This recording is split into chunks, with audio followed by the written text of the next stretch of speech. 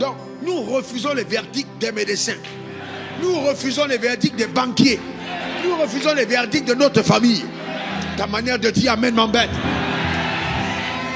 Même si dans ta famille, tout le monde meurt à 30 ans, tu ne mourras pas à cette heure-là. Amen. Ne faut pas, ne recule pas, frère. On a besoin de persévérance après avoir emprunté le chemin de la volonté de Dieu pour obtenir le fruit de la promesse.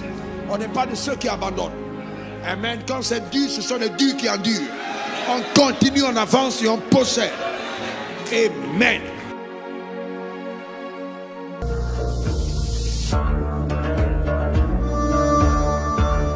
Acclame Jésus pour la vérité.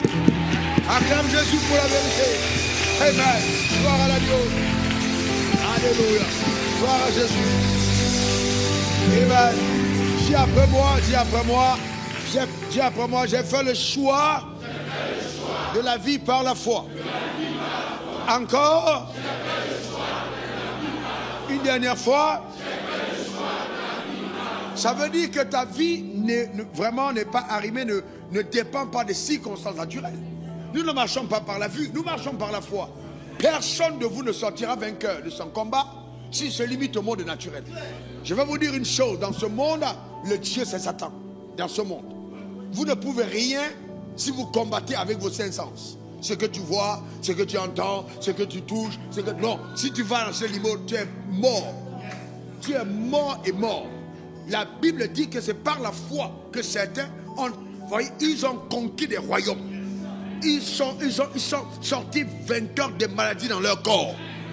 Donc, nous refusons les verdicts des médecins. Nous refusons les verdicts des banquiers. Nous refusons les verdicts de notre famille. Ta manière de dire Amen m'embête. Même si dans ta famille, tout le monde meurt à 30 ans, tu ne mourras pas à cette heure-là. Amen. Donne-moi encore ton meilleur Amen. Ne prends même pas d'exemple d'échec concernant ta vie. Même si on te prend pour illustration et on dit il a échoué, annule. Même si c'est une blague, annule. Ce n'est pas ton partage. Ce n'est pas ta portion. Ce n'est pas ton héritage. Amen. Nous marchons par la foi. Amen. Donc nous avons accès à une autre dimension de la vérité. Et je prie de tout mon cœur que Dieu te donne de ne pas quitter la terre sans épouser la vérité absolue écrite à ton égard. C'est ça le combat de la foi. C'est de vivre ton histoire clairement. Amen. Clairement. Alléluia. La vérité dans ton histoire et clairement. C'est pas parce que les choses sont compliquées, ça va mal, que tu as l'impression que tu n'as pas de promesse. Non. Prenez l'exemple de Jacob. Il a été béni par son père. Il a fait 20 ans, 14 ans de travail pour ses femmes, 6 ans pour le troupeau. Mais il était béni. Donc ne recule pas, frère. On a besoin de persévérance après avoir emprunté le chemin de la volonté de Dieu pour obtenir le fruit de la promesse. On n'est pas de ceux qui abandonnent. Amen. Quand c'est dur, ce sont les durs qui endurent.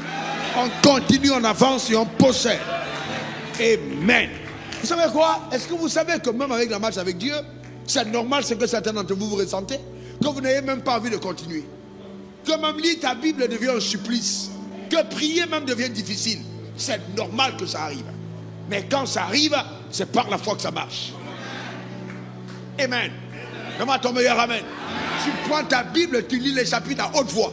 Tu parles de toi-même et tu t'entends lire. Tu vas voir, l'énergie va revenir.